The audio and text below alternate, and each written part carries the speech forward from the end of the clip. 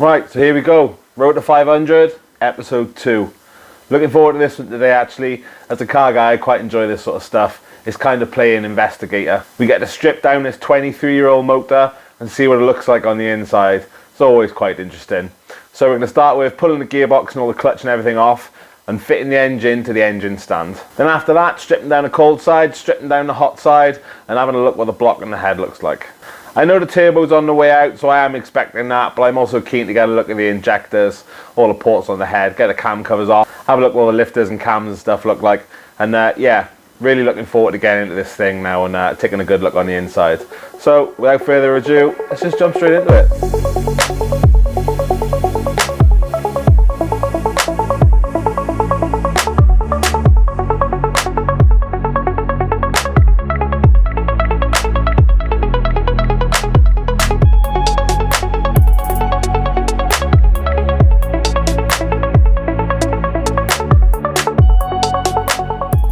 So we've got the gearbox off. I've never had any issues with the gearbox. I'm not particularly worried about it. It's always been super quiet and it's never crunched into the gears or anything. It's the Australian kangaroo stamped RB25DET box, which is awesome because that means it's the Australian box and not the Japanese box. And apparently they're a stronger box, come with better synchro and stuff like that. So little Brucey bonus for you.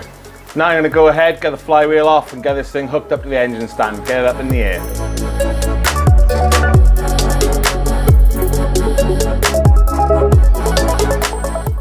As you can see, we got some scorching on the flywheel, probably for me dropping the clutch every 2 seconds.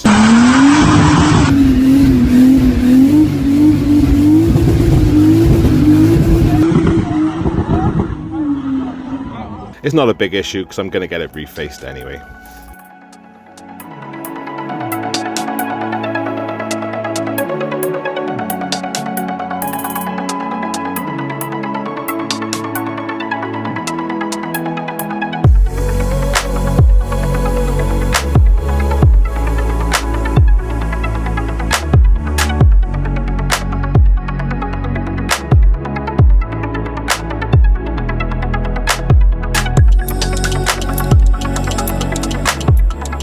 Again, I'm using the 1-ton strap to get the engine off the ground. You can see here I'm fiddling with the mounts to the engine stand. That's just so I can get them where I need them.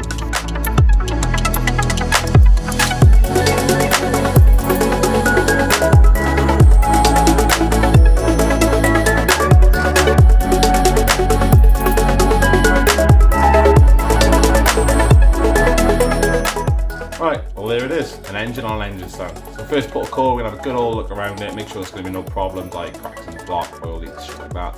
Then we're going to move on to getting all the ancillaries off, remove the turbo manifolds and the inlet vent and the inlet manifolds. And hopefully by the end of the episode we'll just have a bare engine with nothing attached to it. So let's just have a quick look around, shall we?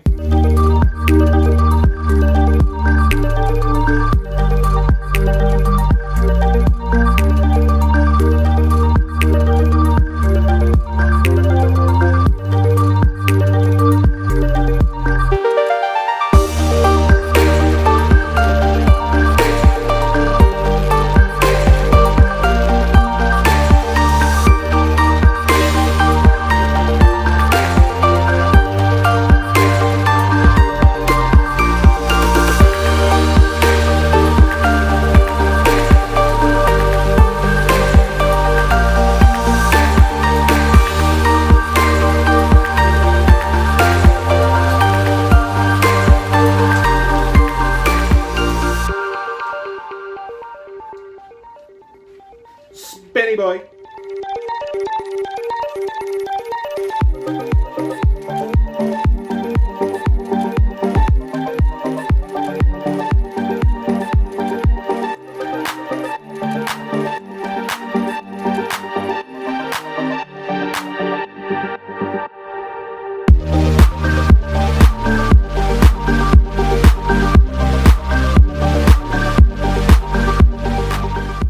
That's the hot side stripped down. We also got the power steering pump and the engine mounts off. To be fair, there was absolutely no problem areas whatsoever. Everything was relatively easy to get to and everything came off really easily. But then I have been spraying it with WD-40 for the last 2 weeks probably. So I think that definitely helped. Anyway, we'll on to the cold side. So here I'm removing the engine mount, oil filter housing and the alternator. The before I get to the plenum. I'm keeping everything intact for the most part. The reason being is I'm not really sure what I'm going to reuse and what I'm not.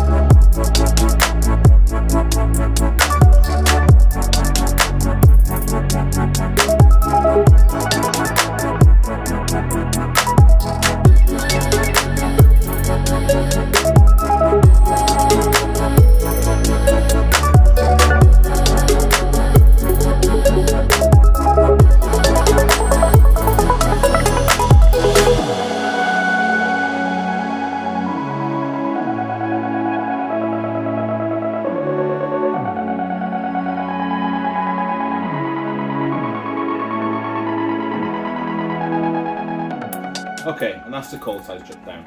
I tell you what, either this engine is in really, really good condition, or it's been rebuilt like in the last couple of years. Everything's just coming apart too easy, everything looks too nice, all the gaskets look new. Now, when I bought it, the guy did say that the previous owner had rebuilt the engine. When people say that, you never believe them, there was no proof. But you never know, maybe just maybe, let's find out.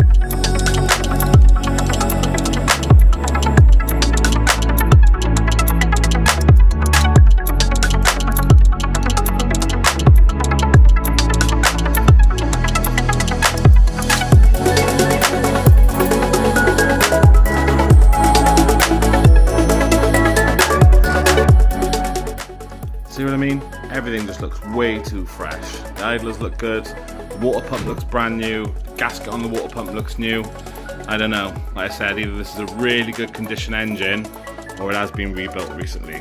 I'm thinking the latter.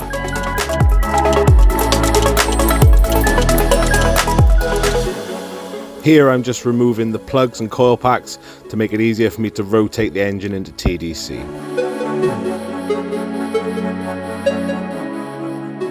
I'm removing the front pulley so I can get the cam belt off and remove the oil and water pumps.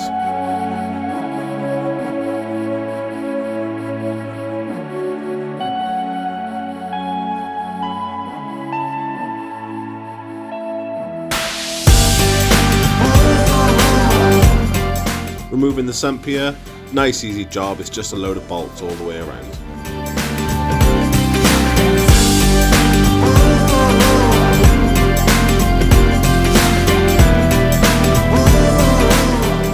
Quick look inside, which doesn't give us a lot of information without stripping it down, but I can see there's nothing out of place in it.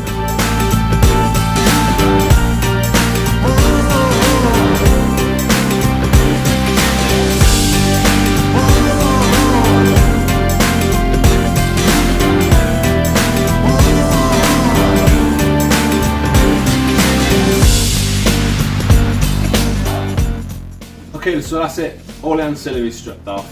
It looks like, if I was to guess, what's happened is that kind of a light rebuild at some point in the past. New water pump, new oil pump, a few other new bits and bobs.